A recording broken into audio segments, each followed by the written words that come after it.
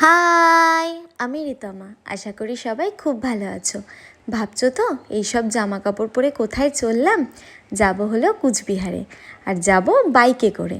কেন যাচ্ছি কারণটা তোমরা নেক্সট ভিডিওতে জানতে পারবে, এখন আর বলছি না।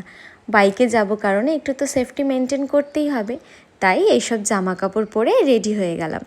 আমরা যখন দমদম থেকে রওনা দিচ্ছিলাম তখন বাজে ঘড়ির কাঁটাতে সকাল 11টা, আর আমরা পৌঁছেছি হচ্ছে রাত 1টার সময়।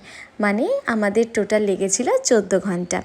আসলে আমাদের ঠিক ছিল যে আমরা তার আগের দিন রাতে বেরোবো, কিন্তু গাড়ির একটু সমস্যা হয়েছিল বলে আমরা রাতে আর রওনা দিতে পারিনি। তাই আমাদের রওনা দিতে দিতে সকাল হয়ে গেছিলো। সকাল না, ওই যে বললাম 11টা। সকালের দিকটা খুব কষ্ট হয়েছে জানো তো, এত রোদ উঠে গেছিলো কি বলবো। এই যে আমরা লাঞ্চ করতে দাঁড়িয়েছি, এটা হলো ফারাক্কার আগে একটা জায়গায়, বেশ ভালোই ছিল খাওয়া দাওয়া। রুটি আর ডিম ভুর্জি আর টক দই নিয়েছিলাম। আসলে বাইক রাইড করলে দুপুরে ভাতটা খেলে ভীষণ ঘুম পায়, সেই কারণে। এই যে কথা বলতে বলতে ফারাক্কা ব্রিজ ক্রসও করে গেলাম।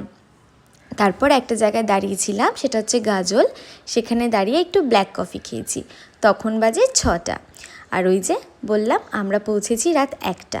তারপর আর তোমাদের সাথে কোনো ভিডিও ক্লিপ নেওয়া হয়নি শেয়ার করব বলে। আসলে বাইক চালাতে থাকলে সেই মুহূর্তে আর ফোনটা বার করা যায় না। আমরা সাবধানেই পৌঁছে গেছি।